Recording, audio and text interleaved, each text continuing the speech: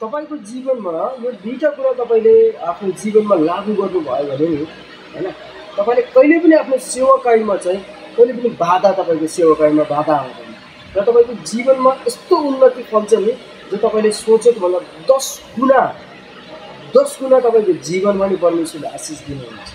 परमेश्वरसँग त्यो सम्बन्ध तपाईले हमेशा त्यो सम्बन्ध कहिले पनि टुट्दैन क्या। आमेन। तपाईले दुईटा कुरा तपाईले आफूले एकदम ध्यान दिनुभयो भने पहिलो कुरो तपाईले परमेश्वरको भय मान्न एकदम जरुरी छ किनकि तपाईलाई बनाउने परमेश्वर नै तपाईको राजा तपाईको मालिक हुनुहुन्छ। हैन अहिलेको जमानामा कति मानिसहरू चाहिँ परमेश्वरको भय मानेका हुँदैनन् हालाकि शैतानको भय मानेका हुन्छन्। तिमीले शैतानको भय मानेर नै हैन अनि शैतानको भय मानेर नै तिमीको जिन्दगी नै तबाह भइरहेको हुन्छ किनकि तिमीले परमेश्वरको चाहिँ डरै मानेका हुँदैन परमेश्वरको भय मानेका हुँदैनन् तिमीलाई केही कुरामा फरकै पर्दैन। तर तपाई हामीले यो बुझ्न जरुरी हुन्छ कि वास्तविकतामा भय चाहिँ डर चाहिँ हामीले मान्नु परमेश्वरको किनकि परमेश्वर रिसाउनु भयो भने जिन्दगी तबाह हुन्छ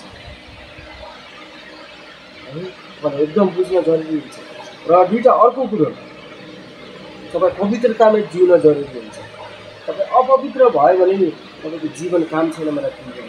परमेश्वरले अपवित्र मानिसहरूलाई कहिले पनि मन पराउनु हुँदैन पवित्र मानिसहरूलाई मन पराउनुहुन्छ किनकि परमेश्वरले भन्नुहुन्छ म पवित्र छु त्यसैले तिमीले पनि पवित्र हौ।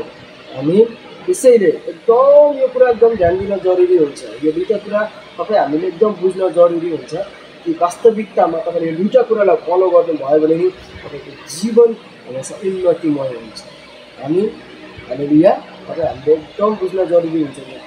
कतिको आशिष रोकेको हुन्छ दुईटा कुरालाई फलो नगरेर हमेशा दुईटा कुरालाई फलो गर्नुहोस् अनि परमेश्वरले तपाईलाई एकदम ब्लेसिङ गर्नुहुन्छ।